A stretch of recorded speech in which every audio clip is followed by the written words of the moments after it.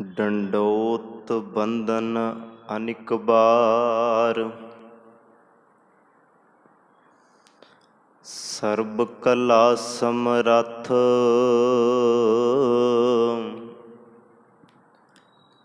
ਡੋਲਨ ਤੇ ਰਾਖੋ ਪ੍ਰਭੂ। ਨਾਨਕ ਦੇ ਕਰ ਹੱਥ ਕੋਟ ਪਰਾਧ ਹਮਾਰੇ ਖੰਡੋ। ਅਨਿਕ ਵਿਧੀ ਸਮਝਾਵੋ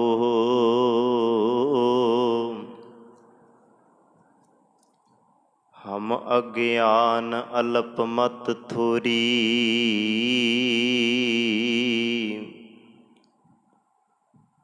ਤੁਮ ਆਪਨ ਬਿਰਦ ਰਖਾਵੋ ਹਮ ਅਗਿਆਨ ਅਲਪ ਮਤ ਥੋਰੀ।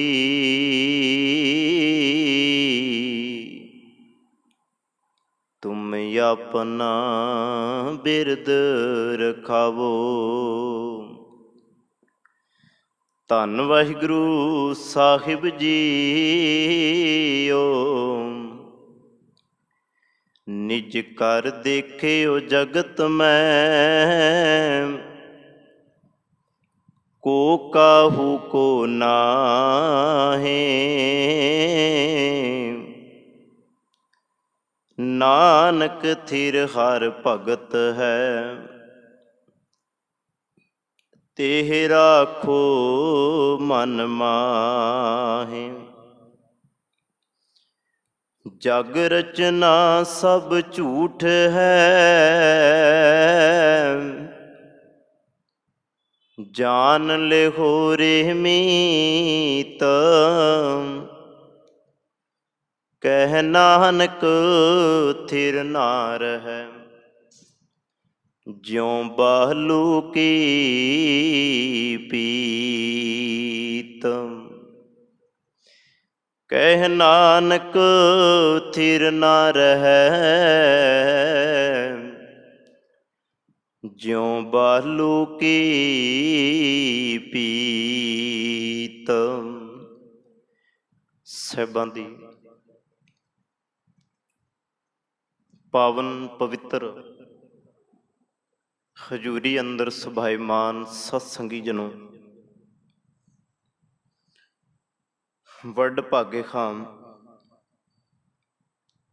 ਸੰਧਿਆ ਵੇਲੇ ਦੇ ਪਾਵਨ ਦੀਵਾਨਾਂ ਵਿੱਚ ਬੈਠ ਕੇ ਸ਼ਰਧਾ ਪ੍ਰੇਮ ਭਾਵਨਾ ਦੇ ਨਾਲ ਗੁਰਮੁਖ ਪਿਆਰਿਆਂ ਪਾਸੋਂ ਰੱਬੀ ਬਾਣੀ ਦਾ ਕੀਰਤਨ ਆਪ ਜੀ ਨੇ ਸਰਵਣ ਕੀਤਾ। ਸਤਿਗੁਰ ਦਾਤਾ ਕਿਰਪਾ ਕਰੇ ਗੁਰੂ ਕਾ ਬਚਨ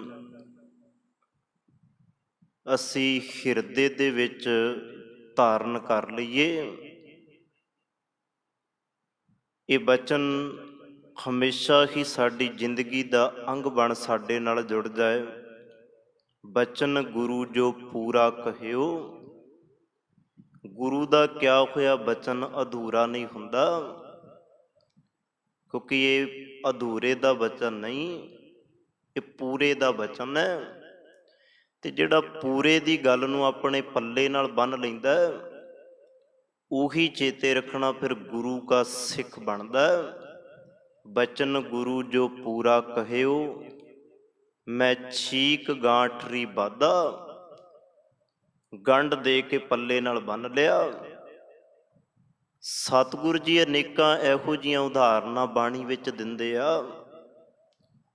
ਸਤਿਗੁਰ ਜੀ ਅਨੇਕਾਂ ਫਰਮਾਨਾਂ ਦੇ ਨਾਲ ਸ਼ਬਦਾਂ ਦੇ ਨਾਲ ਜੋੜਦੇ ਸਾਨੂੰ ਬਚਨ ਨਾਲ ਹੀ ਨੇ, ਸ਼ਬਦ ਨਾਲ ਹੀ ਨੇ। ਸੋ ਗੁਰੂ ਤੇਗ ਬਹਾਦਰ ਮਹਾਰਾਜ ਸਤਿਗੁਰ ਨੇ ਕਿਰਪਾ ਕੀਤੀ ਜੋ ਪਾਵਨ ਬਾਣੀ ਉਹਨਾਂ ਦੇ ਮੁਖਾਰ ਬਿੰਦ ਤੋਂ ਉਚਾਰਨ ਹੋਈ ਉਸ ਦੀ ਵਿਚਾਰ ਸਾਨੂੰ ਬਖਸ਼ੀ। ਆਓ ਸਤਿਗੁਰ ਕਿਰਪਾ ਕਰੇ ਇਸ ਪਾਵਨ ਬਚਨ ਦੀ ਵਿਚਾਰ ਅਸੀਂ ਸਾਂਝੀ ਕਰੀਏ, ਸਤਿਗੁਰੂ ਜੀ ਤੋਂ ਆਗਿਆ ਲਈਏ, ਗੁਰੂ ਚਰਨਾਂ ਵਿੱਚ ਹਾਜ਼ਰੀਆਂ ਲਵਾਈਏ, ਪਿਆਰ ਸਤਿਕਾਰ ਅਤੇ ਅਦਬ ਦੇ ਨਾਲ ਪ੍ਰੇਮ ਵਿੱਚ ਆ ਕੇ ਸਤਿਗੁਰੂ ਜੀ ਦੇ ਚਰਨਾਂ 'ਚ ਨਮਸਕਾਰ ਕਰੀਏ। ਪਿਆਰ ਨਾਲ ਆਖੋ ਜੀ, ਵਾਹਿਗੁਰੂ ਜੀ ਕਾ ਖਾਲਸਾ, ਵਾਹਿਗੁਰੂ ਜੀ ਕੀ ਫਤਿਹ। ਕੱਲ ਦੇ ਦੀਵਾਨ ਦੇ ਅੰਦਰ ਸਤਿਗੁਰੂ ਗੁਰੂ ਤੇਗ ਬਹਾਦਰ ਮਹਾਰਾਜ ਨੇ ਕਿਰਪਾ ਕੀਤੀ, ਜ਼ਿੰਦਗੀ ਦਾ ਉਹ ਪੜਾਅ ਜਿਹਦੇ ਵਿੱਚ ਆ ਕੇ ਬੰਦਾ ਕੁਝ ਵੀ ਕਰਨ ਦੀ ਸਮਰੱਥਾ ਨਹੀਂ ਰੱਖਦਾ, ਹਰੇਕ ਪੱਖ ਤੋਂ ਨਿਢਾਲ ਹੁੰਦਾ ਜਾਂਦਾ, ਤਨ ਖੀਨ ਹੋ ਗਿਆ, ਮਨ ਸੋਚ ਤੋਂ ਬਾਹਰ ਹੋ ਗਿਆ। ਹਾਲਤ ਗੁਰੂ ਤੇਗ ਬਹਾਦਰ ਮਹਾਰਾਜ ਜੀ ਨੇ ਇਹ ਦੱਸੀ ਕਿ ਸਿਰ ਕੰਪਿਓ, ਪੱਗ ਡਗਮਗੇ, ਨੈਣ ਜੋਤ ਤੇ ਹੀਨ, ਸਭ ਕੁਝ ਖਤਮ ਹੋ ਗਿਆ। ਤੇ ਅੱਗੇ ਸਤਿਗੁਰੂ ਜੀ ਨੇ ਨਾਲ ਹੀ ਇਹ ਕਹਿ ਦਿੱਤਾ, ਕਹੋ ਨਾਨਕ ਇਹ ਵਿਧ ਭਈ। ਹੁਣ ਇਹ ਵਿਧੀ ਇਹੋ ਜਿਹੀ ਬਣ ਗਈ, ਤਉ ਨਾ ਹਰ ਰਸ ਲੀਨ। ਹੁਣ ਹਰੀ ਪਰਮਾਤਮਾ ਦੇ ਨਾਲ ਜੁੜਨ ਦੀ ਕੋਸ਼ਿਸ਼ ਵੀ ਕਰਦਾ ਹੈ ਨਾ, ਜੁੜ ਨਹੀਂ ਪਾਉਂਦਾ, ਸੁਰਤ ਟੁੱਟ ਜਾਂਦੀ ਹੈ, ਸੁਰਤ ਖਿੰਡ ਜਾਂਦੀ ਹੈ। ਇਹ ਤਾਂ ਹਾਲਤ ਹੈ ਇੱਕ ਉਸ ਅਵਸਥਾ ਦੀ। ਪਰ ਮਾਫ ਕਰਨਾ, ਥੋੜ੍ਹਾ ਜਿਹਾ ਪਹਿਲਾਂ ਦੀ ਅਵਸਥਾ ਦੀ ਗੱਲ ਕਰ ਲਈਏ ਤੇ ਸੁਰਤ ਤਾਂ ਉਦੋਂ ਵੀ ਖਿੰਡਦੀ ਹੈ। ਬੰਦਾ ਮੇਰੇ ਵਰਗਾ ਬੜੇ ਯਤਨ ਕਰਦਾ ਕਿ ਵੀ ਸੁਰਤ ਜੋੜ ਲਾਂ, ਪਰ ਮਨ ਜਿਹੜਾ ਹੈ ਨਾ, ਬੜੀ ਔਖੀ ਘਾਟੀ ਹੈ ਗੁਰੂ ਨਾਲ ਜੋੜਨਾ, ਬੜੀ ਔਖੀ ਘਾਟੀ। ਬਾਣੀ ਦੇ ਅੰਦਰ ਸਤਿਗੁਰੂ ਜੀ ਕਹਿੰਦੇ ਆ, ਇਹ ਕਦੀ ਪੰਛੀ ਬਣ ਜਾਂਦਾ, ਇਹ ਕਦੀ ਖੁੱਟਹਰ ਬਣ ਜਾਂਦਾ, ਇਹ ਕਦੀ ਮੈਗਲ ਬਣ ਜਾਂਦਾ। ਸਤਿਗੁਰੂ ਜੀ ਕਹਿੰਦੇ ਆ, ਇਹ ਕੁਝ ਨਾ ਕੁਝ ਬਣ ਕੇ ਹਮੇਸ਼ਾ ਤੰਗ ਹੀ ਕਰਦਾ ਰਹਿੰਦਾ, ਇਹ ਕਦੀ ਇੱਕ ਥਾਂ ਤੇ ਥਿਰ ਨਹੀਂ ਹੁੰਦਾ। ਬਸ ਇੱਕ ਥਾਂ ਤੇ ਥਿਰ ਨਾ ਹੋਣਾ ਕੀ ਹਰੀ ਦਾ ਰਸ ਪ੍ਰਾਪਤ ਕਰਨਾ ਨਹੀਂ ਇਹ ਲੋਚਦਾ, ਭਾਵ ਉਸ ਪਾਸੇ ਨਹੀਂ ਜਾਂਦਾ। ਸੋ ਇਸੇ ਕਰਕੇ ਗੁਰੂ ਤੇਗ ਬਹਾਦਰ ਮਹਾਰਾਜ ਕਹਿੰਦੇ ਆ, ਤਉ ਨਾ ਹਰ ਰਸ ਲੀਨ। ਅਗਲੇ ਪਾਵਨ ਬਚਨਾਂ ਦੇ ਅੰਦਰ ਦੋ ਸ਼ਬਦ ਆਪ ਜੀ ਦੇ ਨਾਲ 48 ਤੇ 49 ਦੋ ਬਚਨ ਸਾਂਝੇ ਕੀਤੇ ਆ। ਦੋਵਾਂ ਦੇ ਅੰਦਰ ਹੀ ਸਤਿਗੁਰੂ ਜੀ ਨੇ ਇੱਕੋ ਭਾਵ ਦੱਸਿਆ। ਸੋ ਫਿਰ ਇੱਕ ਮੈਂ ਬੇਨਤੀ ਕਰਦਿਆਂ, ਸ਼ੁਰੂਆਤ ਤੋਂ ਲੈ ਕੇ ਜਦੋਂ ਆਰੰਭਤਾ ਕੀਤੀ ਸੀ ਆਪਾਂ ਇਹਨਾਂ ਬਚਨਾਂ ਦੀ, ਇੱਕੋ ਗੱਲ ਬਾਰ-ਬਾਰ ਸਤਿਗੁਰੂ ਜੀ ਨੇ ਹਰੇਕ ਬਚਨ ਦੇ ਅੰਦਰ ਸਾਨੂੰ ਸਮਝਾਉਣਾ ਕੀਤਾ, ਪਰਮਾਤਮਾ ਦੀ ਭਗਤੀ ਕਰ, ਪਰਮਾਤਮਾ ਦੀ ਬੰਦਗੀ ਕਰ, ਕਿਉਂਕਿ ਬੰਦਗੀ ਤੋਂ ਬਿਨਾਂ ਤੇਰੇ ਅੰਦਰ ਦਾ ਸਹਿਸਾ, ਤੇਰੇ ਅੰਦਰ ਦਾ ਤੋਖਲਾਪਨ ਖਤਮ ਹੀ ਨਹੀਂ ਹੋ ਸਕਦਾ। ਸਤਿਗੁਰੂ ਜੀ ਦੀ ਬਾਣੀ ਦੇ ਵਿੱਚ ਅਨੇਕਾਂ ਇਹੋ ਜਿਹੇ ਬਚਨ ਨੇ, ਭਗਤ ਬਿਨਾ ਸਹਿਸਾ ਨਹੀਂ ਝੁਕੈ, ਗੁਰ ਇਹ ਭੇਦ ਬਤਾਵੈ।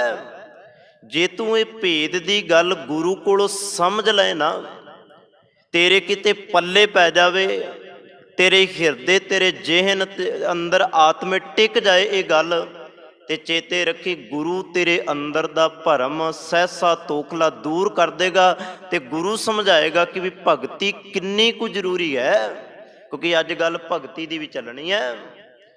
ਸੋ ਇਹਦੇ ਭਾਵਰਤ ਥੋੜ੍ਹੇ ਜਿਹੇ ਆਪਾਂ ਵਿਚਾਰੀਏ, ਫਿਰ ਅੱਗੇ ਇਹਦੀ ਵਿਚਾਰ ਸਾਂਝੀ ਕਰਾਂਗੇ। ਸਤਿਗੁਰੂ ਜੀ ਕਹਿੰਦੇ, ਨਿਜ ਘਰ ਦੇਖਿਓ, ਘੱਗੇ ਨਾਲ ਨਹੀਂ ਕੱਕੇ ਨਾਲ ਹੈ, ਨਿਜ ਘਰ ਦੇਖਿਓ ਜਗਤ ਮੈਂ। ਭਾਵਰਤ ਨੇ ਮੈਂ ਜਗਤ ਨੂੰ ਆਪਣਾ ਸਮਝ ਕੇ ਹੀ। ਫਿਰ ਥੋੜ੍ਹਾ ਜਿਹਾ ਧਿਆਨ ਦਿਓ, ਗੁਰੂ ਤੇਗ ਬਹਾਦਰ ਮਹਾਰਾਜ ਸਾਨੂੰ ਇੱਕ ਗੱਲ ਸਮਝਾ ਰਿਹਾ, ਦੁਨੀਆ ਦੇ ਲੋਕੋ ਮੈਂ ਵੀ ਵੇਖਿਆ, ਨਿਜ ਘਰ ਦੇਖਿਓ। ਸਤਿਗੁਰੂ ਜੀ ਆਪਣੇ ਆਪ ਨੂੰ ਕਹਿ ਰਿਹਾ ਕਿ ਵੀ ਸਮਝਾ ਸਾਨੂੰ ਰਿਹਾ, ਮੈਂ ਵੀ ਸੰਸਾਰ ਵਿੱਚ ਰਿਹਾ, ਮੈਂ ਵੀ ਸੰਸਾਰ ਵੇਖਿਆ, ਮੈਂ ਵੀ ਆਪਣੀ ਹਯਾਤੀ ਸੰਸਾਰ ਵਿੱਚ ਹੰਢਾਈ ਹੈ। ਪਰ ਇੱਕ ਗੱਲ ਹਕੀਕਤ ਸੱਚ ਜਿਹੜਾ ਇਹ ਸਾਹਮਣੇ ਆਇਆ, ਉਹ ਗੁਰੂ ਤੇਗ ਬਹਾਦਰ ਮਹਾਰਾਜ ਸਾਡੇ ਸਾਹਮਣੇ ਰੱਖਦੇ ਆ। ਉਹ ਕਿਹੜਾ ਸੱਚ ਹੈ? ਨਿਜ ਕਰ ਦੇਖਿਓ ਜਗਤ ਮੈਂ ਜਗਤ ਨੂੰ ਆਪਣਾ ਸਮਝ ਕੇ ਹੀ ਹੁਣ ਤੱਕ ਵੇਖਦਾ ਰਿਹਾ। ਜੋ ਕੁਝ ਮੇਰੇ ਕੋਲ ਸੀ, ਭਾਵੇਂ ਉਹ ਦੁਨਿਆਵੀ ਤੌਰ ਤੇ ਸੀ, ਭਾਵੇਂ ਉਹ ਘਰ ਵਿੱਚ ਰਹਿੰਦਿਆਂ ਪਰਿਵਾਰ ਦੇ ਕੁਟੁੰਬ ਦੇ ਤੌਰ ਤੇ ਮੇਰੇ ਕੋਲ ਸੀ, ਜੋ ਕੁਝ ਵੀ ਮੇਰੇ ਕੋਲ ਸੀ, ਸਾਰੀ ਜ਼ਿੰਦਗੀ ਦਾ ਸਰਮਾਇਆ ਜੋ ਕੁਝ ਸੀ ਉਹਦੇ ਵਿੱਚ ਕੁਟੁੰਬ ਆ ਗਿਆ, ਧਨ ਦੌਲਤ ਆ ਗਈ, ਘਰ ਬਾਹਰ ਆ ਗਿਆ, ਸਾਰਾ ਕੁਝ।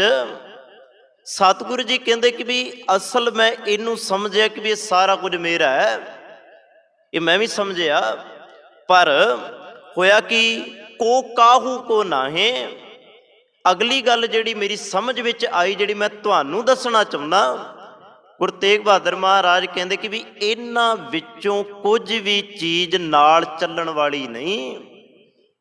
ਸਤਿਗੁਰੂ ਗੁਰੂ ਤੇਗ ਬਹਾਦਰ ਮਹਾਰਾਜ ਕਹਿ ਰਿਹਾ, ਜੋ ਕੁਝ ਵੀ ਹੈ ਨਾ ਸਰਮਾਇਆ, ਭਾਵੇਂ ਕੁਟੁੰਬ, ਧੀਆਂ ਪੁੱਤਰ, ਮਾਂ ਬਾਪ, ਰਿਸ਼ਤੇਦਾਰ, ਸਾਕ ਸੰਬੰਧੀ।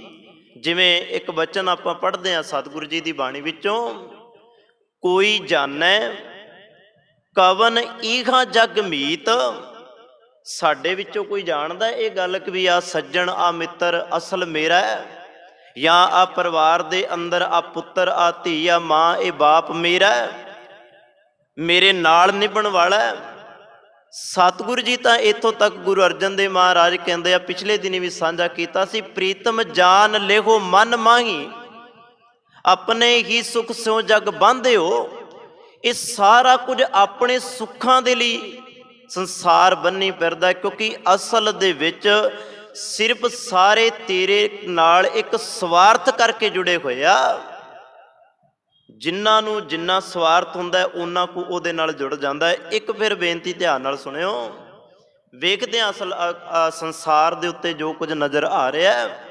ਚਲੋ ਬੰਦੇ ਦੇ ਕੋਲ 4 ਦਮੜੇ ਵੱਧ ਹੋਣ, ਘਰ ਦੇ ਵਿੱਚ ਸੁੱਖ ਹੋਵੇ, ਆਰਾਮ ਹੋਵੇ, ਹੋਣਾ ਵੀ ਚਾਹੀਦਾ, ਸਭ ਦੇ ਘਰ ਵਿੱਚ ਹੋਣਾ ਚਾਹੀਦਾ।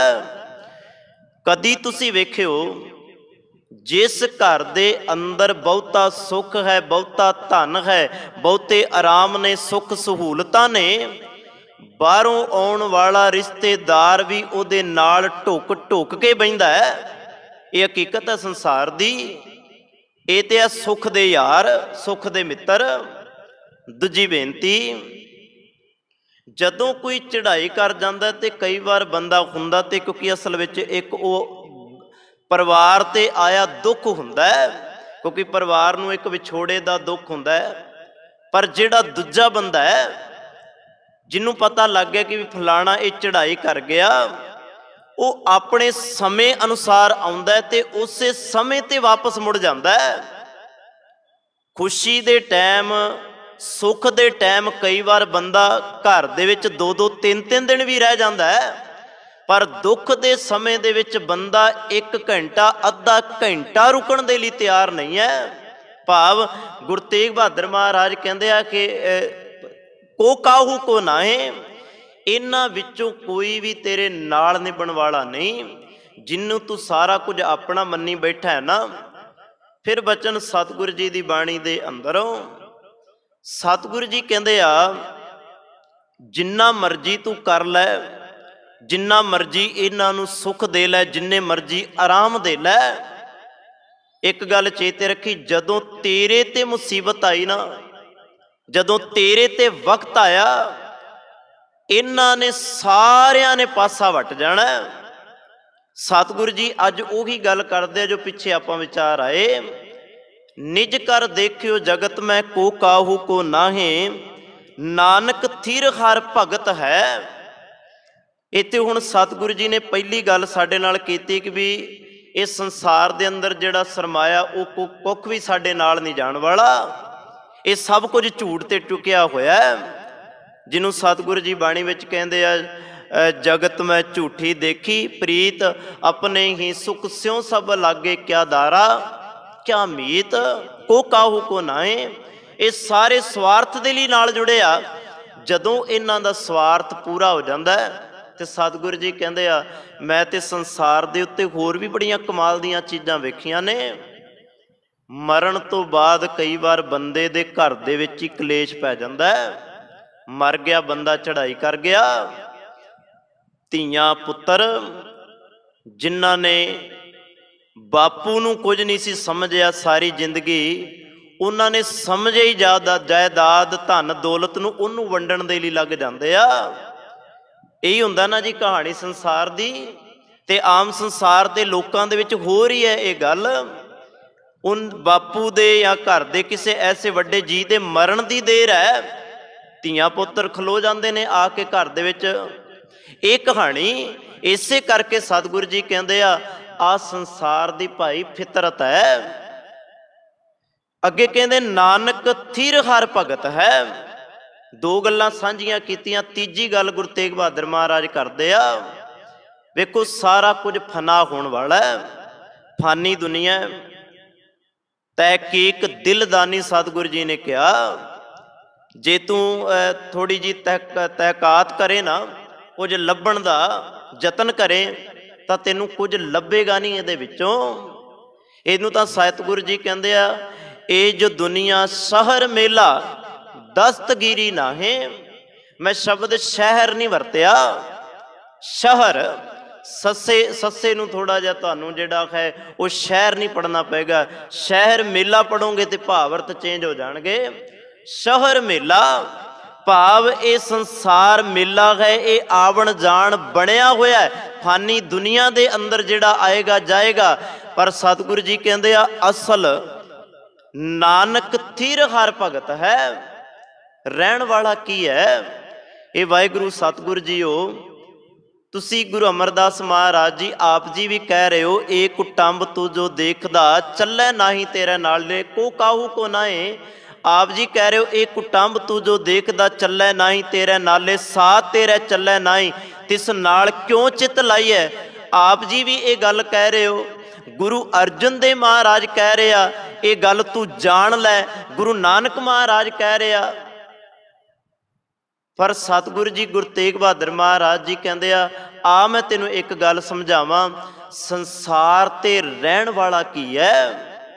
ਕੀ ਰਹੇਗਾ ਸੰਸਾਰ ਤੇ? ਵੈਸੇ ਬਾਣੀ ਦੇ ਅੰਦਰ ਨਾ ਭਗਤ ਤੇ ਭਗਤੀ ਕਰਨ ਵਾਲੇ ਦਾ ਜ਼ਿਕਰ ਅੱਜ ਤੋਂ ਹੀ ਨਹੀਂ ਤੁਰਿਆ ਆਉਂਦਾ। ਸਤਿਗੁਰੂ ਜੀ ਦੀ ਬਾਣੀ ਨੇ, ਜਿਵੇਂ ਆਪਾਂ ਆਸਾ ਕੀ ਵਾਰ ਬਾਣੀ ਪੜ੍ਹਦੇ ਹਾਂ, ਉਹਦੇ ਵਿੱਚ ਜ਼ਿਕਰ ਆਉਂਦਾ ਹੈ ਭਗਤ ਤੇਰੇ ਮਨ ਭਾਵੰਦੇ। ਹੁਣ ਰੱਬ ਨੂੰ ਕੀ ਪਿਆਰਾ ਲੱਗਦਾ ਹੈ? ਭਗਤ ਜਿਹੜਾ ਭਗਤੀ ਕਰਨ ਵਾਲਾ ਹੈ। ਬੇਨਤੀ ਮੈਂ ਆਪ ਜੀ ਦੇ ਨਾਲ ਸਾਂਝੀ ਕਰ ਰਿਹਾ, ਨਾਨਕ ਥਿਰ ਹਰ ਭਗਤ ਹੈ। ਭਗਤੀ ਕਰਨ ਵਾਲਾ ਹੀ ਥਿਰ ਹੈ। ਜਿੰਨੇ ਬੰਦਗੀ ਕਰ ਲਈ ਤੇ ਉਹਨੂੰ ਸਤਿਗੁਰੂ ਜੀ ਬਾਣੀ ਵਿੱਚੋਂ ਕਿਸ ਤਰ੍ਹਾਂ ਵੇਖਦੇ ਆ, ਉਹਨੂੰ ਆਪਾਂ ਬਾਣੀ ਵਿੱਚੋਂ ਕਿਵੇਂ ਵੇਖੀਏ? ਸਤਿਗੁਰੂ ਜੀ ਦੀ ਬਾਣੀ ਇੱਕ ਗੱਲ ਕਹਿ ਰਹੀ ਹੈ, ਕਹਿੰਦੇ ਭਗਤੀ ਕਰਨ ਵਾਲਾ ਰੱਬ ਨੂੰ ਬੜਾ ਪਿਆਰਾ ਲੱਗਦਾ ਹੈ। ਤੇ ਜਦੋਂ ਭਗਤੀ ਦੇ ਕਨਸੈਪਟ ਨੂੰ ਬਾਣੀ ਵਿੱਚ ਵੇਖਦੇ ਆ ਤੇ ਭਗਤੀ ਅੱਜ ਦੀ ਹੋਈ ਨਹੀਂ, ਸਤਿਗੁਰੂ ਜੀ ਨੇ ਤੇ ਜੁਗਾਂ ਜੁਗਾਂ ਦੀ ਗੱਲ ਕੀਤੀ ਹੈ। ਭਗਤੀ ਕਰਨ ਵਾਲੇ ਭਗਤ ਤੁਰੇ ਆ ਰਹੇ ਆ, ਅੱਜ ਦੇ ਨਹੀਂ। ਚਲੋ ਕਈ ਗ੍ਰੰਥਾਂ ਦੇ ਅੰਦਰ ਇਹ ਵੀ ਮੰਨਿਆ ਗਿਆ ਕਿ ਭਗਤੀ ਇੱਥੋਂ ਸ਼ੁਰੂ ਹੋਈ, ਭਗਤੀ ਇਹਨਾਂ ਨੇ ਕੀਤੀ। ਪਰ ਸਤਿਗੁਰੂ ਗੁਰੂ ਗ੍ਰੰਥ ਸਾਹਿਬ ਮਹਾਰਾਜ ਜੀ ਨੇ ਭਗਤੀ ਕਰਨ ਵਾਲਿਆਂ ਨੂੰ ਜੁਗਾਂ ਦੇ ਨਾਲ ਜੋੜਿਆ ਹੋਇਆ। ਜਿਵੇਂ ਆਪਾਂ ਇੱਕ ਬਚਨ ਪੜ੍ਹਦੇ ਹਾਂ, ਹਰ ਜੁਗ ਜੁਗ ਭਗਤੀ ਉਪਾਇਆ। ਜੁਗਾਂ ਜੁਗਾਂ ਤੋਂ ਜਿਵੇਂ ਦੋ ਕੁ ਨਾਮ ਆਉਂਦੇ ਨੇ ਧੰਨ ਗੁਰੂ ਗ੍ਰੰਥ ਸਾਹਿਬ ਮਹਾਰਾਜ ਜੀ ਦੇ ਅੰਦਰ। ਵੈਸੇ ਤਾਂ 15 ਭਗਤਾਂ ਦਾ ਜ਼ਿਕਰ ਹੈ। 15 ਭਗਤਾਂ ਦੀ ਬਾਣੀ ਪੜ੍ਹਦੇ ਆ। ਭਗਤ ਭਾਵ ਭਗਤੀ ਕਰਨ ਵਾਲੇ, ਜਿਨ੍ਹਾਂ ਨੇ ਬੰਦਗੀ ਕੀਤੀ, ਉਹਨਾਂ ਨੂੰ ਸਤਿਗੁਰੂ ਜੀ ਨੇ ਬਾਣੀ ਵਿੱਚ ਥਾਂ ਦਿੱਤੀ। ਸੋ ਮੈਂ ਬੇਨਤੀ ਕਰਨ ਲੱਗਾ ਸਾਂ, ਉਹਨਾਂ ਤੋਂ ਪਹਿਲਾਂ ਵੀ ਭਗਤੀ ਕਰਨ ਵਾਲੇ ਸੰਸਾਰ ਤੇ ਭਗਤ ਬੈਠੇ ਨੇ। ਉਹ ਕਿਹੜੇ ਨੇ? ਜਿਵੇਂ ਜ਼ਿਕਰ ਆਉਂਦਾ ਭਗਤ ਪ੍ਰਹਿਲਾਦ ਜੀ ਦਾ, ਜ਼ਿਕਰ ਆਉਂਦਾ ਭਗਤ ਧਰੂ ਜੀ ਦਾ। ਹੁਣ ਸਤਿਗੁਰੂ ਜੀ ਕਹਿੰਦੇ ਭਗਤੀ ਕਰਨ ਵਾਲੇ ਤੇ ਆ ਕਈ ਹਜ਼ਾਰਾਂ ਸਾਲ ਪਹਿਲਾਂ ਵੀ ਬੈਠੇ ਨੇ। ਫਿਰ ਇੱਕ ਮੈਂ ਬੇਨਤੀ ਇੱਥੇ ਨਾਲ ਕਰਦਿਆਂ, ਜਿੱਥੇ ਭਗਤੀ ਕਰਨ ਵਾਲਾ, ਬੰਦਗੀ ਕਰਨ ਵਾਲਾ, ਨਾਮ ਸਿਮਰਨ ਦੇ ਰਸ ਵਿੱਚ ਰਹਿਣ ਵਾਲੇ ਦੀ ਗੱਲ ਬਾਣੀ ਕਰਦੀ ਹੈ ਨਾ, ਉੱਥੇ ਨਾਲ ਚੇਤੇ ਰੱਖਣਾ ਬਾਣੀ ਪਖੰਡੀਆਂ ਦਾ ਵੀ ਜ਼ਿਕਰ ਕਰਦੀ ਹੈ। ਜਿਨ੍ਹਾਂ ਨੇ ਸਿਰਫ ਭਗਤੀ ਦੇ ਨਾਂ ਤੇ, ਭਗਤ ਦੇ ਨਾਂ ਤੇ ਪਖੰਡ ਕੀਤਾ। ਹੁਣ ਆਪਣੇ ਆਪ ਨੂੰ ਭਗਤੀ ਕਰਨ ਵਾਲੇ, ਆਪਣੇ ਆਪ ਨੂੰ ਭਗਤ ਅਖਵਾਉਣ ਵਾਲੇ ਉਹ ਲੋਕ ਜਿਹੜੇ ਪਖੰਡ ਕਰਕੇ ਸੰਸਾਰ ਨੂੰ ਲੁੱਟਣ ਲੱਗ ਪਏ, ਉਹਨਾਂ ਦੀ ਵੀ ਗੱਲ ਸਤਿਗੁਰੂ ਜੀ ਕਹਿੰਦੇ। ਜਿਵੇਂ ਸਤਿਗੁਰੂ ਜੀ ਦਾ ਬਚਨ ਸਾਂਝਾ ਕੀਤਾ ਸੀ, ਹਰ ਜੁਗ ਜੁਗ ਭਗਤੀ ਉਪਾਇਆ, ਪੈਜ ਰੱਖਦਾ ਆਇਆ RAM ਰਾਜੇ। ਜਿਵੇਂ ਭਗਤੀ ਕਰਨ ਵਾਲਾ ਭਗਤ ਧਰੂ ਹੈ ਤੇ ਨਾਲ ਚੇਤੇ ਰੱਖਣਾ ਉਹਦੇ ਐਂਟੀ ਖੜਾ ਹੋ ਗਿਆ ਉਹਦਾ ਪਿਓ ਹਰਨਾਕਸ਼। ਉਹ ਕਹਿੰਦਾ ਮੈਂ ਵੀ ਭਗਤੀ, ਉਹ ਕਹਿੰਦਾ ਜਲੇ ਹਰਨਾਕਸ਼ ਥਲੇ ਹਰਨਾਕਸ਼। ਤੇ ਇੱਕ ਪਾਸੇ ਭਗਤ ਧਰੂ ਵਰਗੇ ਕਹਿੰਦੇ ਨਹੀਂ, ਜਲੇ ਹਰੀ ਥਲੇ ਹਰੀ, ਜਲ ਦੇ ਅੰਦਰ ਥਲ ਦੇ ਅੰਦਰ ਹਰੀ ਹਰੀ ਪਰਮਾਤਮਾ ਹੈ।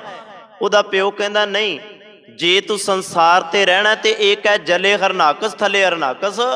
ਭਗਤੀ ਕਰਨ ਵਾਲਾ ਇੱਕ ਪਖੰਡੀ ਵੀ ਨਾਲ ਚੱਲਦਾ ਹੈ ਤੇ ਭਗਤੀ ਕਰਨ ਵਾਲਾ ਬੰਦਗੀ ਕਰਨ ਵਾਲਾ ਵੀ ਚੱਲਦਾ ਹੈ। ਫਿਰ ਬੇਨਤੀ ਧਿਆਨ ਨਾਲ ਸੁਣਿਓ, ਹਰੇਕ ਯੁੱਗ ਦੇ ਅੰਦਰ ਵੈਸੇ 4 ਯੁੱਗ ਬਾਣੀ ਨੇ ਮੰਨਿਆ, ਦੁਆਪਰ, ਤ੍ਰੇਤਾ, ਸਤਯੁਗ, ਕਲਯੁਗ, ਇਹ 4 ਮੰਨੇ। ਜਿਸ ਅਸੀਂ ਯੁੱਗ ਦੇ ਵਿੱਚ ਰਹਿ ਰਹੇ ਹਾਂ, ਚਲੋ ਇਹਨੂੰ ਬਾਣੀ ਨੇ ਕਲਯੁਗ ਆਖਿਆ, ਇਹ ਕਲਯੁਗ ਚੱਲਦਾ। ਸੋ ਬੇਨਤੀ ਕਰਾਂ, ਹਰੇਕ ਯੁੱਗ ਦੇ ਅੰਦਰ ਭਗਤੀ ਕਰਨ ਵਾਲੇ ਜ਼ਰੂਰ ਹੁੰਦੇ ਆ। ਆਪਾਂ ਇਸ ਗੱਲ ਤੋਂ ਇਨਕਾਰੀ ਨਹੀਂ ਹੋ ਸਕਦੇ ਕਿ ਬੰਦਗੀ ਕਰਨ ਵਾਲੇ ਨਹੀਂ, ਪਰ ਬਾਣੀ ਨੇ ਇੱਕ ਗੱਲ ਸਾਨੂੰ ਸਮਝਾਈ ਹੈ, ਲੱਭਣਾ ਤੂੰ ਹੈ। ਲੱਭੇਗਾ ਕਿਵੇਂ? ਲੱਭੀ ਬਾਣੀ ਅਨੁਸਾਰ, ਆਪਣੇ ਮਨ ਆਪਣੀਆਂ ਸੋਚਾਂ ਮੁਤਾਬਕ ਲੱਭੇਗਾ ਤੇ ਚੇਤੇ ਰੱਖੀ ਭਰਮ ਭੁਲੇਖੇ ਵਿੱਚ ਪੈ ਜਾਏਗਾ। ਬੜੇ ਇਹੋ ਜਿਹੇ, ਕਿਉਂਕਿ ਬਾਣੀ ਦੇ ਅੰਦਰ 2 ਸਮਾਧੀਆਂ ਦੀ ਜ਼ਿਕਰ ਹੁੰਦਾ ਹੈ, ਇੱਕ ਬਗਲ ਸਮਾਧੀ ਤੇ ਇੱਕ ਹੰਸ ਬਿਰਤੀ ਸਮਾਧੀ, ਦੋਵਾਂ ਦਾ ਜ਼ਿਕਰ ਆਉਂਦਾ ਹੈ। ਹੁਣ ਸਤਿਗੁਰੂ ਜੀ ਕਹਿੰਦੇ ਆ, ਬਗਲ ਸਮਾਧੀਆਂ ਵਾਲੇ ਵੀ ਭਗਤ ਤੈਨੂੰ ਮਿਲ ਜਾਣਗੇ ਤੇ ਹੰਸ ਬਿਰਤੀ ਦੇ ਭਗਤ ਵੀ ਤੈਨੂੰ ਮਿਲ ਜਾਣਗੇ, ਪਰ ਲੱਭੀ ਕਿਵੇਂ? ਜਿਵੇਂ ਭੱਟ ਸਾਹਿਬਾਨਾਂ ਨੇ ਲੱਭਿਆ। ਉਹਨਾਂ ਨੇ ਕਿਵੇਂ ਲੱਭਿਆ? ਭਗਤੀ ਕਰਨ ਵਾਲੇ, ਬੰਦਗੀ ਕਰਨ ਵਾਲੇ ਕਿਵੇਂ ਲੱਭੀਦੇ ਆ? ਜਦੋਂ ਗੋਇੰਦਵਾਲ ਸਾਹਿਬ ਦੀ ਧਰਤੀ ਤੇ ਆਉਂਦੇ ਆ ਨਾ, ਗੁਰੂ ਅਮਰਦਾਸ ਮਹਾਰਾਜ ਜੀ ਦਾ ਪਾਵਨ ਸਥਾਨ ਸ਼੍ਰੀ ਗੋਇੰਦਵਾਲ ਸਾਹਿਬ ਦੀ ਉਪਾਕ ਪਵਿੱਤਰ ਜਗ੍ਹਾ, ਉਸ ਜਗ੍ਹਾ ਤੇ ਜਦੋਂ ਭੱਟ ਸਾਹਿਬਾਨ ਆਉਂਦੇ ਆ, ਲੱਭਦੇ, ਕਿਉਂਕਿ ਭੱਟਾਂ ਦਾ ਕੰਮ ਸੀ ਘੁੰਮਣਾ ਫਿਰਨਾ, ਘੁੰਮ ਫਿਰ ਕੇ ਸੰਸਾਰ ਨੂੰ ਵੇਖਦੇ ਸਨ ਉਹ। ਅੱਜ ਤੱਕ ਉਹਨਾਂ ਨੇ ਆਪਣੇ ਬਚਨਾਂ ਵਿੱਚ ਕਿਹਾ, ਬੜੇ ਲੱਭੇ ਭਗਤੀ ਵਾਲੇ, ਬੜੇ ਲੱਭੇ ਸੰਤ, ਟੋਲ ਕੇ ਵੇਖ ਲਿਆ ਸੰਸਾਰ, ਪਰ ਧੰਨ ਗੁਰੂ ਅਰਜਨ ਦੇਵ ਮਹਾਰਾਜ, ਕਲਯੁਗ ਜਹਾਜ਼ ਸਤਿਗੁਰੂ ਗੁਰੂ ਅਰਜਨ ਮਹਾਰਾਜ ਜੀਓ, ਤੁਹਾਡੇ ਵਰਗਾ ਸੰਤ, ਤੁਹਾਡੇ ਵਰਗਾ ਭਗਤ ਸਾਨੂੰ ਕਿਤੇ ਨਹੀਂ ਲੱਭਾ। ਤੁਹਾਡੇ ਅੰਦਰ ਜੋ ਅਸੀਂ ਵੇਖਿਆ, ਰਹੇ ਹੋ ਸੰਤ ਹੋ ਟੋਲ, ਅਸੀਂ ਬੜੇ ਲੱਭੇ ਆ, ਲੱਭਦੇ ਤੇ ਅਸੀਂ ਵੀ ਆ ਅੱਜ, ਪਰ ਅਸੀਂ ਉਸ ਬਿਰਤੀ ਅਨੁਸਾਰ ਨਹੀਂ ਲੱਭਦੇ ਜਿਸ ਬਿਰਤੀ ਅਨੁਸਾਰ, ਕਿਉਂਕਿ ਸਾਡਾ ਸਵਾਰਥ ਉਹਨਾਂ ਦੇ ਧਾਰੀਆਂ ਦੇ ਨਾਲ ਕੁਝ ਹੋਰ ਜੁੜਿਆ ਹੁੰਦਾ ਹੈ। ਆਪਾਂ ਆਪਣੇ ਸਵਾਰਥ ਦੇ ਲਈ ਬੰਦਾ ਲੱਭਦੇ ਹਾਂ, ਅਸੀਂ ਆਪਣੇ ਮਨ ਹਿਰਦੇ ਦੇ ਲਈ ਨਹੀਂ ਲੱਭਦੇ, ਜਿਹੜਾ ਹਿਰਦੇ ਨੂੰ ਸ਼ਾਂਤ ਕਰਦਾ ਹੈ। ਸੋ ਬੇਨਤੀ ਕਰਾਂ, ਭੱਟ ਸਾਹਿਬਾਨ ਜਦੋਂ ਆਏ ਆ ਤੇ ਉਹਨਾਂ ਨੇ ਆਖਿਆ, ਰਹੇ ਹੋ ਸੰਤ ਹੋ ਟੋਲ, ਸਾਧਵੋ ਤੇਰੇ ਡਿੱਠੇ, ਸੰਨਿਆਸੀ ਤਪਸੀਆ, ਮੁੱਕੋ ਇਹ ਪੰਡਤ ਮਿੱਠੇ। ਉਹਨਾਂ ਨੇ ਆਖਿਆ, ਭਗਤੀ ਕਰਨ ਵਾਲੇ ਇਹ ਸੰਨਿਆਸੀ ਪੰਡਤ ਪਖੰਡੀ ਤੇ ਬੜੇ ਮਿਲੇ, ਪਰ ਸਤਿਗੁਰੂ ਗੁਰੂ ਅਰਜਨ ਦੇਵ ਮਹਾਰਾਜ ਤੇਰੇ ਵਰਗਾ ਸੰਤ ਭਗਤ ਸਾਨੂੰ ਕਿਤੇ ਨਹੀਂ ਮਿਲਿਆ। ਕਹੋ ਨਾਨਕ ਥਿਰ ਹਰ ਭਗਤ ਹੈ। ਸਤਿਗੁਰੂ ਜੀ ਕਹਿੰਦੇ ਆ, ਭਗਤੀ ਕਰਨ ਵਾਲਾ। ਵੈਸੇ ਬਾਣੀ ਦੇ ਅੰਦਰ ਭਗਤ, ਭਗਤੀ ਸਤਿਗੁਰੂ ਜੀ ਨੇ ਪਤਾ ਕਿਸ ਭਾਵ ਦੇ ਵਿੱਚ ਇਹਨੂੰ ਲਿਆ, ਇਹਨੂੰ ਪ੍ਰੇਮਾ ਭਗਤੀ ਦੇ ਵਿੱਚ ਲਿਆ।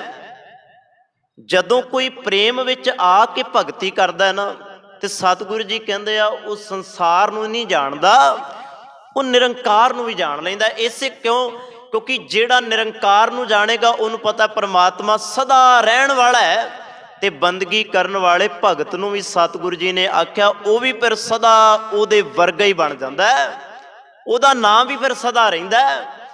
ਜਿੰਨੇ ਵੀ ਭਗਤ ਹੋਏ ਆ, ਸਭ ਦਾ ਨਾਮ ਅੱਜ ਵੀ ਸਾਡੇ ਕੰਨਾਂ ਵਿੱਚ ਗੂੰਜਦਾ ਹੈ, ਭਾਵੇਂ ਉਹ ਭਗਤ ਪ੍ਰਹਿਲਾਦ, ਧਰੂ, ਭਗਤ ਕਬੀਰ, 15 ਭਗਤਾਂ ਦਾ ਜ਼ਿਕਰ ਚਲੋ ਆਪਾਂ ਕਰ ਲਈਏ, ਅੱਜ ਵੀ ਨੇ ਸੰਸਾਰ ਦੇ ਉੱਤੇ। ਸੋ ਮੈਂ ਬੇਨਤੀ ਇਹ ਕਰਨੀ ਚਾਹੁੰਦਾ, ਸਤਿਗੁਰੂ ਜੀ ਕਹਿੰਦੇ ਆ ਕਿਤੇ ਇਹਨਾਂ ਨੂੰ ਪੁੱਛ ਕੇ ਵੇਖ ਇਹਨਾਂ ਨੇ ਭਗਤੀ ਕਿਵੇਂ ਕੀਤੀ, ਇਹਨਾਂ ਨੇ ਪਰਮਾਤਮਾ ਨੂੰ ਕਿਵੇਂ ਧਿਆਇਆ ਤੇ ਪਰਮਾਤਮਾ ਤੱਕ ਪਹੁੰਚ ਗਏ। ਕਹੋ ਨਾਨਕ ਥਿਰ ਹਰ ਭਗਤ ਹੈ ਤੇ ਰਾਖੋ ਮਨ ਮਾਹੇ। ਇਹਨਾਂ ਨੇ ਆਪਣੇ ਮਨ ਵਿੱਚ ਕਿਵੇਂ ਪਰਮਾਤਮਾ ਨੂੰ ਸਾਂਭ ਕੇ ਰੱਖਿਆ। ਇਹਨਾਂ ਦੇ ਕੋਲ ਪਖੰਡ ਨਹੀਂ ਸੀ, ਸਭ ਤੋਂ ਪਹਿਲੀ ਗੱਲ ਇਹ। ਇਹਨਾਂ ਦੇ ਕੋਲ ਦੂਜੀ ਗੱਲ, ਇਹਨਾਂ ਕੋਲ ਬਗਲ ਸਮਾਧੀ ਨਹੀਂ ਸੀ। ਤੇ ਤੀਜੀ ਗੱਲ, ਇਹਨਾਂ ਦੇ ਕੋਲ ਆਪਣੇ ਪ੍ਰਤੀ ਜਾਂ ਦੂਜਿਆਂ ਦੇ ਪ੍ਰਤੀ ਕੋਈ ਸਵਾਰਥ ਨਹੀਂ ਸੀ। ਜੇਕਰ ਇਹਨਾਂ ਦੇ ਅੰਦਰ ਇਹ ਸਭ ਕੁਝ ਨਹੀਂ ਸੀ ਤਾਂ ਹੀ ਚੇਤੇ ਰੱਖਣਾ ਉਹ ਪ੍ਰੇਮਾ ਭਗਤੀ ਤੱਕ ਪਹੁੰਚ ਗਏ। ਹੁਣ ਪ੍ਰੇਮਾ ਭਗਤੀ ਕਿਵੇਂ ਹੈ? ਸਤਿਗੁਰੂ ਗੁਰੂ ਗੋਬਿੰਦ ਸਿੰਘ ਮਹਾਰਾਜ ਜੀ ਦੀ ਬਾਣੀ ਜਦੋਂ ਤੁਸੀਂ ਸਵਈਏ ਪੜ੍ਹਦੇ ਹੋ, ਉੱਥੇ ਸਤਿਗੁਰੂ ਜੀ ਇੱਕ ਬੜਾ ਪਿਆਰਾ ਬਚਨ ਕਰਦੇ ਆ। ਉੱਥੇ ਉਹ ਭਾਵ ਅਰਥ ਪ੍ਰੇਮਾ ਭਗਤੀ ਦਾ ਇਹ ਦਿੰਦੇ ਆ। ਜਿਵੇਂ ਇੱਕ ਬਚਨ ਬਾਣੀ ਵਿੱਚ ਪੜ੍ਹਦੇ ਆ ਨਾ, ਗੋਬਿੰਦ ਭਾਉ ਭਗਤ ਦਾ ਭੁੱਖਾ। ਭਾਉ ਦਾ ਅਰਥ ਹੁੰਦਾ ਹੈ ਪ੍ਰੇਮ, ਭਗਤ ਭਾਵ ਭਗਤੀ। ਉੱਥੇ ਪ੍ਰੇਮਾ ਭਗਤੀ ਦਾ ਜ਼ਿਕਰ ਕਰਦੇ ਆ। ਸਿਰਫ ਰੱਬ ਨੂੰ ਪ੍ਰੇਮਾ ਭਗਤੀ ਚੰਗੀ ਲੱਗਦੀ ਹੈ। ਪ੍ਰੇਮ ਵਿੱਚ ਆ ਕੇ, ਪਿਆਰ ਵਿੱਚ ਆ ਕੇ ਕੋਈ, ਜਿਵੇਂ ਭਗਤ ਫਰੀਦ ਜੀ ਦਾ ਇੱਕ ਬਚਨ ਪੜ੍ਹਦੇ ਆ, ਦਿਲੋਂ ਮੁਹੱਬਤ ਜਿਨ ਸਹੀ ਸੱਚਿਆ, ਉਹ ਵੀ ਪ੍ਰੇਮਾ ਭਗਤੀ ਦੇ ਵਿੱਚੋਂ ਨਿਕਲਿਆ ਹੋਇਆ। ਭਾਵ ਜਿਹੜੇ ਦਿਲ ਤੋਂ ਪ੍ਰੇਮ ਨਾਲ ਪਰਮਾਤਮਾ ਨੂੰ ਯਾਦ ਕਰਦੇ ਆ, ਉਹ ਸੱਚ ਵਿੱਚ ਸਮਾ ਜਾਂਦੇ ਆ। ਉਹਨਾਂ ਦੇ ਮਨ ਹਿਰਦੇ ਵਿੱਚ ਸੱਚ ਸਮਾ ਜਾਂਦਾ ਹੈ। ਤੇ ਸਤਿਗੁਰੂ ਜੀ ਕਹਿੰਦੇ ਬਾਹਰ ਮੁਖੀ ਹੋ ਕੇ ਨਹੀਂ, ਹਿਰਦੇ ਤੋਂ ਧਿਆਉਣਾ। ਬਚਨ ਗੁਰੂ ਗੋਬਿੰਦ ਸਿੰਘ ਮਹਾਰਾਜ ਦਾ ਸਾਂਝਾ ਕਰਨ ਲੱਗਾ ਸਾਂ। ਸਤਿਗੁਰੂ ਗੁਰੂ ਗੋਬਿੰਦ ਸਿੰਘ ਮਹਾਰਾਜ ਕਹਿੰਦੇ ਜੇ ਰੱਬ ਨੂੰ ਮਿਲਣਾ ਹੈ ਨਾ, ਫਿਰ ਰੱਬ ਦੇ ਨਾਲ ਪ੍ਰੇਮ ਕਰਨਾ ਸਿੱਖ, ਗੁਰੂ ਦੇ ਨਾਲ ਪ੍ਰੇਮ ਕਰਨਾ ਸਿੱਖ। ਗੁਰੂ ਗੋਬਿੰਦ ਸਿੰਘ ਮਹਾਰਾਜ ਕਹਿੰਦੇ ਆ, ਜਿਨ ਪ੍ਰੇਮ ਸਾਚ ਕਹੋ ਸੁਣ ਲਿਓ ਸਭੈ। ਗੁਰੂ ਗੋਬਿੰਦ ਸਿੰਘ ਮਹਾਰਾਜ ਕਹਿੰਦੇ ਮੈਂ ਸੱਚ ਕਹਿਣਾ ਦੁਨੀਆ ਦੇ ਲੋਕੋ, ਜਿਨ੍ਹਾਂ ਨੇ ਗੁਰੂ ਦੇ ਨਾਲ ਪ੍ਰੇਮਾ ਭਗਤੀ ਕੀਤੀ, ਸਾਚ ਕਹੋ ਸੁਣ ਲਿਓ ਸਭੈ। ਜਿਨ ਪ੍ਰੇਮ ਕੀਓ ਤਿਨ ਹੀ ਪ੍ਰਭ ਪਾਇਓ। ਇੱਕ ਬਚਨ ਆਪਾਂ ਪੜ੍ਹਦੇ ਹਾਂ ਧੰਨ ਗੁਰੂ ਨਾਨਕ ਮਹਾਰਾਜ ਜੀ ਦਾ ਜਪਜੀ ਸਾਹਿਬ ਬਾਣੀ ਦੇ ਵਿੱਚ। ਵੈਸੇ 9 ਤਰ੍ਹਾਂ ਦੀ ਭਗਤੀ ਮੰਨੀ ਗਈ ਹੈ ਵਿਦਵਾਨਾਂ ਅਨੁਸਾਰ, ਜਾਂ ਕਹਿ ਲਈਏ ਕਿ ਵੀ ਗ੍ਰੰਥਾਂ ਅਨੁਸਾਰ। 9 ਤਰ੍ਹਾਂ ਦੀ ਭਗਤੀ, ਉਹਦੇ ਵਿੱਚ ਸੁਣਨਾ, ਮੰਨਣਾ, ਪੜ੍ਹਨਾ, ਇਸ ਤਰ੍ਹਾਂ ਦੀਆਂ ਭਗਤੀਆਂ 9 ਤਰ੍ਹਾਂ ਦੀਆਂ ਭਗਤੀਆਂ ਨੇ। ਸੋ ਧੰਨ ਗੁਰੂ ਨਾਨਕ ਮਹਾਰਾਜ ਜੀ ਨੇ ਉਹਨਾਂ ਦਾ ਜ਼ਿਕਰ ਕੀਤਾ 2 ਕੁ ਦਾ ਜਪਜੀ ਸਾਹਿਬ ਬਾਣੀ ਦੇ ਵਿੱਚ। ਸਤਿਗੁਰੂ ਗੁਰੂ ਨਾਨਕ ਮਹਾਰਾਜ ਜੀ ਕਹਿੰਦੇ ਆ, ਸੁਣਿਆ, ਮੰਨਿਆ, ਮਨ ਕੀਤਾ ਭਾਓ। ਉੱਥੇ ਸਤਿਗੁਰੂ ਜੀ ਕਹਿੰਦੇ ਆ, ਜੇ ਸੁਣ ਲਿਆ, ਮੰਨ ਲਿਆ, ਤੇਰਾ ਸੁਣਿਆ ਮੰਨਿਆ ਹੀ ਚੇਤੇ ਰੱਖੀ ਭਗਤੀ ਬਣ ਜਾਏ। ਇਹੋ ਜੀ ਪਰਮਾਤਮਾ ਦੀ ਬੰਦਗੀ ਕਰ। ਗੁਰੂ ਤੇਗ ਬਹਾਦਰ ਮਹਾਰਾਜ ਜੀ ਵੀ ਇਹੀ ਕਹਿੰਦੇ ਆ, ਨਾਨਕ ਥਿਰ ਹਰ ਭਗਤ ਹੈ। ਕਿਉਂ ਭਗਤੀ ਵਾਲੇ ਪਾਸੇ, ਬੰਦਗੀ ਵਾਲੇ ਪਾਸੇ ਬਾਰ-ਬਾਰ ਸਾਨੂੰ ਜੋੜਦੇ ਆ? ਕਿਉਂ ਭਗਤੀ ਸਿਮਰਨ ਦੀਆਂ ਗੱਲਾਂ ਸਤਿਗੁਰੂ ਨਾਮ ਦੀਆਂ ਕਰਦੇ ਆ? ਤਾਂ ਕਿ ਤੈਨੂੰ ਪਤਾ ਲੱਗ ਜਾਏ ਕਿ ਵੀ ਬੰਦਗੀ ਕਰਨ ਵਾਲੇ ਸਦਾ ਸੰਸਾਰ ਦੇ ਉੱਤੇ ਆਪਣੀ ਛਾਪ ਛੱਡ ਜਾਂਦੇ ਆ। ਜਿਵੇਂ ਗੁਰੂ ਨਾਨਕ ਮਹਾਰਾਜ ਕਹਿੰਦੇ ਆ ਨਾ, ਜਿਨੀ ਨਾਮ ਤੇ ਆਇਆ ਗਏ ਮਸ਼ੱਕਤ ਘਾਲ। ਜਿਨ੍ਹਾਂ ਨੇ ਆਪਣੀ ਜ਼ਿੰਦਗੀ ਵਿੱਚ ਘਾਲਣਾ ਘਾਲੀ ਪਰਮਾਤਮਾ ਦੇ ਨਾਮ ਦੀ, ਉਹ ਆਪ ਤਾਂ ਸੰਸਾਰ ਦੇ ਉੱਤੇ ਜਿਉਂਦੇ ਆ, ਕੀਤੀ ਛੁੱਟੀ ਨਾਲ ਹੋਰਨਾਂ ਨੂੰ ਵੀ ਤਾਰ ਜਾਂਦੇ ਨੇ। ਇਹੋ ਜਿਹਾ ਉਹਨਾਂ ਦਾ ਜੀਵਨ। ਸਤਿਗੁਰੂ ਜੀ ਕਹਿੰਦੇ ਨਾਨਕ ਥਿਰ ਹਰ ਭਗਤ ਹੈ ਤੇ ਰਾਖੋ ਮਨ ਮਾਹੇ। ਜੇ ਮਨ ਵਿੱਚ ਰੱਖਣਾ ਹੈ ਤੇ ਪਰਮਾਤਮਾ ਦੀ ਯਾਦ ਨੂੰ ਰੱਖ। ਜੇ ਹਿਰਦੇ ਦੇ ਅੰਦਰ ਕਿਸੇ ਨੂੰ ਟਿਕਾਉਣਾ ਹੈ, ਫਿਰ ਸਤਿਗੁਰੂ ਜੀ ਕਹਿੰਦੇ ਆ ਨਿਰੰਕਾਰ ਦੀ ਯਾਦ ਨੂੰ ਟਿਕਾ। ਸੌਂਦਿਆਂ, ਬਹਿੰਦਿਆਂ, ਉੱਠਦਿਆਂ, ਹਰੇਕ ਕਰਮ ਦੇ ਅੰਦਰ ਰੱਬ ਹੀ ਰੱਬ ਹੋਵੇ। ਬਚਨ ਆਪ ਜੀ ਅਕਸਰ ਸੁਣਦੇ ਹੋ, ਸੌਂਦੇ ਪੀ ਵਾਹੋ ਵਾਹੋ ਉਚਰੈ ਤੇ ਰਾਖੋ ਮਨ ਮਾਹੇ। ਕਿਵੇਂ ਰੱਖੀਏ? ਸਤਿਗੁਰੂ ਜੀ ਉਸ ਗੱਲ ਦਾ ਜਵਾਬ ਦਿੰਦੇ ਆ, ਸੌਂਦੇ ਪੀ ਵਾਹੋ ਵਾਹੋ ਉਚਰੈ, ਉੱਠਦੇ ਪੀ ਵਾਹੋ ਕਰੇਨ। ਸਤਿਗੁਰੂ ਜੀ ਕਹਿੰਦੇ ਸੌਂਦਿਆਂ ਵੀ ਵਾਹੋ ਵਾਹੋ ਕਰ, ਉੱਠਦਿਆਂ ਵੀ ਵਾਹਿਗੁਰੂ ਵਾਹਿਗੁਰੂ ਕਰ। ਜਦੋਂ ਤੇਰੇ ਕੋਲ ਸਮਾਂ ਹੋਵੇ ਉਦੋਂ ਵਾਹਿਗੁਰੂ ਕਰ, ਤੈਨੂੰ ਭੁੱਲੇ ਨਾ ਨਿਰੰਕਾਰ। ਤੇ ਰਾਖੋ ਮਨ ਮਾਹੇ। ਅਗਲੇ ਬਚਨ ਦੇ ਅੰਦਰ ਗੁਰੂ ਤੇਗ ਬਹਾਦਰ ਮਹਾਰਾਜ ਕਿਰਪਾ ਕਰਦੇ ਆ, ਜਗ ਰਚਨਾ ਸਭ ਝੂਠ ਹੈ। ਹੁਣ ਇਹ ਜਿੰਨਾ ਕੁ ਸੰਸਾਰ ਦਾ ਆਪਾਂ ਵੇਖ ਰਹੇ ਹਾਂ ਪਸਾਰਾ, ਇਹ ਝੂਠ ਦੇ ਉੱਤੇ ਟਿਕਿਆ ਹੋਇਆ ਹੈ। पर वो गल वक्री है कि बंदा हरेक चीज़ नूं सच करके मन लैंदा है, क्योंकि बंदे दी एक आदत बन चुकी है झूठ नूं सच कहना, सच नूं झूठ कहना। एवें थोड़ा गुरु नानक महाराज इनू कहंदे बंदिया तू कदों तक हनेरे विच बैठा रहेगा, गुरु कोलों चानण लै, अज्ञानता दूर कर, तेरे अंदर चानण होएगा ते चारे पासे झूठ ही झूठ नजर दा पसारा आएगा।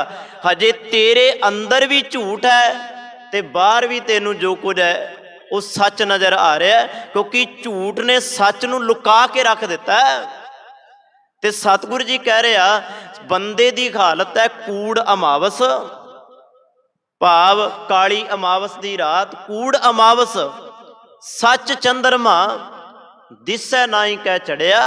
इहदी हालत ये हो गई कि भी इनू पता ही नहीं चंद्रमा कित्थे चढ़िया, सिर्फ काली बोली अमावस दी रात हनेरे दे विच ये टक्करां मारदा है। इनू सारा कुछ ही सतगुरु जी कहंदे झूठा भी सच्चा नज़र आउंदा है ते सच्चा झूठा नज़र आउंदा है। गुरु तेग बहादुर महाराज कहंदे जग रचना, ये बनाई हुई संसार दी रचना है, जिन्हों तुसी बाणी विच पढ़ते हो रच रचना अपनी कल धारी, ये परमात्मा दी कला दे विचों निकली हुई है। फिर बेनती ध्यान नाल सुनियो, सच्चा दुनिया दे उत्ते सिर्फ निरंकार ही है, ओदी बनाई हुई हरेक चीज़ झूठ दे उत्ते टिकी हुई है। सतगुरु जी दी बाणी विच एक वचन पढ़दे आ, जो कुछ खलारा वेखदे आ ये चेते रखना ढहण वाला खत्म हो जाण वाला है। इक्को चीज़ जिहड़ी है जिन्हों सतगुरु कहंदे आ तू सदा सलामत निरंकार, रब्बा तू ही सलामत है, बाकी चंद्रमा सूरज ये धरती किन्ने चंद्रमा माफ करना किन्ने तारे जिहड़े आ रोज़ टुटदे आ। ते प्रिंसीपल गंगा सिंह ने ना एक बड़ा प्यारा जिक्र किया है, उन्हां दियां किताबां दे विच जिक्र है, मैनूं किताब दा नाम विसर गया, चलो उन्हां दी उदाहरण प्रिंसीपल गंगा सिंह ने दिती। पूਰਨ मनुख एक किताब लिखी हुई है उन्हां दी प्रिंसीपल गंगा सिंह दी, उहदे विच ओह जिक्र करदे आ, कहण लगे तारा टुटदा है, बंदा की सोचता है, क्योंकि बंदे दे अंदर एक भरम है, एक वहम है, तारा टुटदा है, जो कुछ उहदे कोलों मंगांगे साडियां मंगां भी पूरीआं होणगीआं। टुटदी होई चीज़ कोल भी बंदा अपनियां मंगां मंगवा रहा है, ये तो होगी बंदे की हालत। उन्होंने अगे जिहड़ा जिक्र किया थोड़े जे उस साइंसदान की गल करते आ, कहन लगे कि भी असल दुनिया की निगाह दे विच एक तारा टुटिया है, पर चेते रखना उस तारे दे अंदर की कुछ बर्बाद होया है ये संसार नूं नहीं पता, ये संसार नहीं जानदा। सो रो विचार, क्योंकि पतालां पताल की गल है, बाणी दे अंदर आगासां आगास की गल है, तारे नूं वैसे सतगुरु जी की बाणी ने होर कंसैप्ट विच भी लिया। सो रो विचार बेनती करा, सतगुरु जी कहंदे जो कुछ दिसदा है चंद्रमा सूरज आकाश धरती जल ए थल सब बिन संहार है, सब बिन सजाएगो, सारा कुछ खत्म हो जाएगा, क्योंकि झूठ से खलोता है जान लेखो रे मीत। हे मेरे मित्र, हे मेरे सज्जन, इस गल नूं जान लै, कह नानक थिर ना रहे ज्यों बालू की भीत। कल भी आप जी दे नाल उदाहरण ने सांझी कीती सी, अज गुरु तेग बहादुर महाराज भी सांझी करदे आ। बालू की भीत, बालू की भीत का अर्थ है, बालू कहंदे रेत नूं, जिवें बाणी दे अंदर बारू शब्द भी आया ते बालू शब्द भी आया।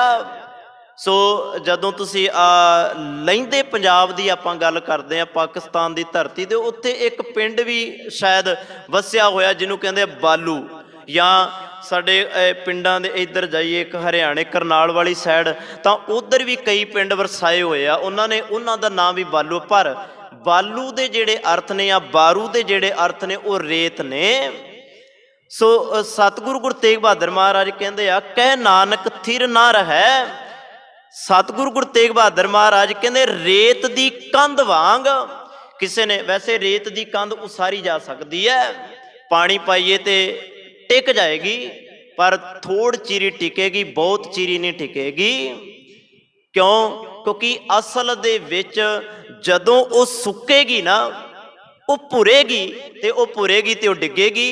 ਇਸ ਕਰਕੇ ਸਤਿਗੁਰੂ ਗੁਰੂ ਤੇਗ ਬਹਾਦਰ ਮਹਾਰਾਜ ਕਹਿੰਦੇ ਆ, ਬੰਦਿਆ ਇਹ ਸੰਸਾਰ ਇੱਕ ਬਾਰੂ ਦੀ ਰੇਤ ਦੀ ਤਰ੍ਹਾਂ ਹੈ, ਜਿਹਨੂੰ ਹਵਾ ਦਾ ਝੋਕਾ ਪਿਆ ਤੇ ਇਹ ਡਿੱਗ ਜਾਏਗੀ।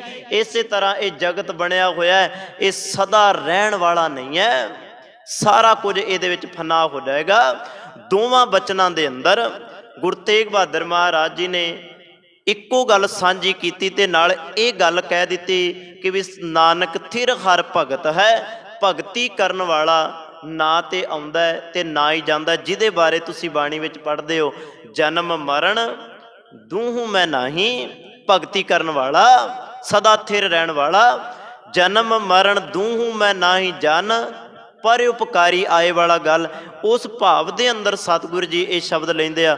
ਦੋਵਾਂ ਦੇ ਅੰਦਰ ਗੱਲ ਇੱਕੋ ਹੀ ਹੈ ਕਿ ਵੀ ਸੰਸਾਰ ਤੇ ਜੋ ਦਿਸਦਾ ਹੈ ਉਹ ਸਾਰਾ ਕੁਝ ਖਤਮ ਹੋ ਜਾਏਗਾ। ਰਹਿਣਾ ਕੀ ਹੈ? ਜੋ ਅਣਦਿਸਦਾ ਰੱਬ ਹੈ ਨਾ, ਅਬਿਨਾਸ਼ੀ ਜੀਵਨ ਕੋ ਦਾਤਾ, ਨਾਸ਼ ਨਾ ਹੋਣ ਵਾਲਾ ਸਿਰਫ ਰੱਬ ਹੈ। ਉਸ ਰੱਬ ਨੂੰ ਧਿਆਈਏ, ਨਿਰੰਕਾਰ ਨੂੰ ਧਿਆਈਏ, ਬਾਣੀ ਪੜ੍ਹੀਏ ਤੇ ਉਸ ਰੱਬ ਗੁਰੂ ਦੇ ਨਾਲ ਜੁੜੀਏ ਤੇ ਸੰਸਾਰ ਨੂੰ ਸਮਝਣ ਦਾ ਯਤਨ ਕਰੀਏ। ਸਤਿਗੁਰੂ ਗੁਰੂ ਤੇਗ ਬਹਾਦਰ ਮਹਾਰਾਜ ਕਿਰਪਾ ਕਰਨ, ਇਹ ਪਾਵਨ ਬਚਨ ਸਾਡੇ ਹਿਰਦੇ ਵਿੱਚ ਵਸ ਜਾਏ। ਕੁਝ ਕੁ ਮਿੰਟ ਤੁਹਾਡੇ ਮੈਂ ਜ਼ਿਆਦਾ ਲੈ ਗਿਆ, ਭੁੱਲਾਂ ਦੀ ਖਿਮਾ। ਵਾਹਿਗੁਰੂ ਜੀ ਕਾ ਖਾਲਸਾ, ਵਾਹਿਗੁਰੂ ਜੀ ਕੀ ਫਤਿਹ। ਰਾਮ ਕਲੀ